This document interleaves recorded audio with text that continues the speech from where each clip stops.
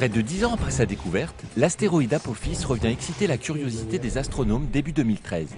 D'un diamètre de plus de 300 mètres, l'astéroïde est ici très loin de la Terre, à 15 millions de kilomètres. Mais pourtant, il est classé parmi les objets potentiellement dangereux.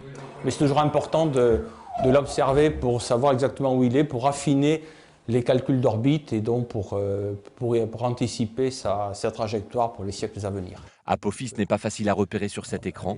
Au milieu d'un champ d'étoiles, il ressemble à tous les astres, mais ses spécialistes ont des petites astuces pour dénicher Apophis. On a ici fait succéder à l'écran 3 images qui ont été prises à 3 instants différents et on voit que l'astéroïde Apophis se déplace d'une image à l'autre. C'est comme ça qu'on le reconnaît. Ces clichés jouent un rôle très important pour la connaissance d'Apophis.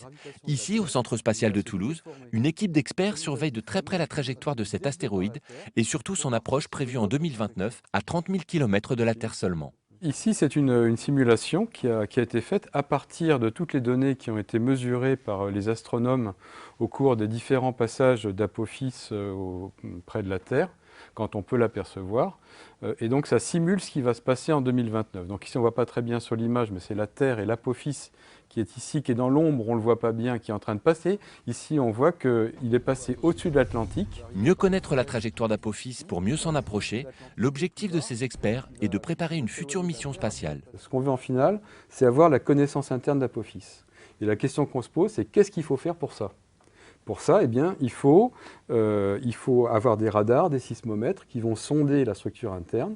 Et pour ça, il faut aller sur l'astéroïde pour aller poser ses instruments, faire les mesures, etc. La rencontre entre un vaisseau spatial et Apophis est envisagée pour 2027, une mission qui mobilise dès à présent les experts du CNES. Les ingénieurs travaillent ici, dans une salle dans laquelle on peut traiter les différents aspects d'une mission, que ce soit les télécommunications, les questions de lanceurs, les questions d'instrumentation.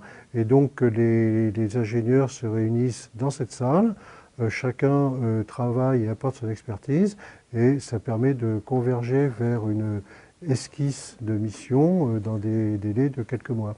Aujourd'hui, tous les calculs sont effectués pour préparer la mission, temps de trajet, énergie consommée, tir et date exacte d'envoi du vaisseau, des études menées très en amont afin de prévenir toute collision entre Apophis et la Terre. En finale, c'est de connaître suffisamment bien cet astéroïde pour savoir quoi faire si un jour on voulait le dévier. Parce qu'on peut faire des choses différentes.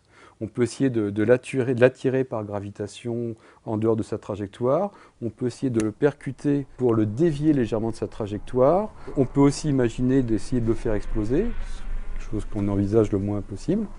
Donc il y a plusieurs solutions. Et ces solutions, suivant la façon dont l'astéroïde est constitué, ce ne sera pas la même qu'on devra choisir. Donc c'est pour ça qu'on a besoin de savoir comment il est fait, pour savoir quoi faire, même si c'est dans 100 ans, si un jour il devenait dangereux.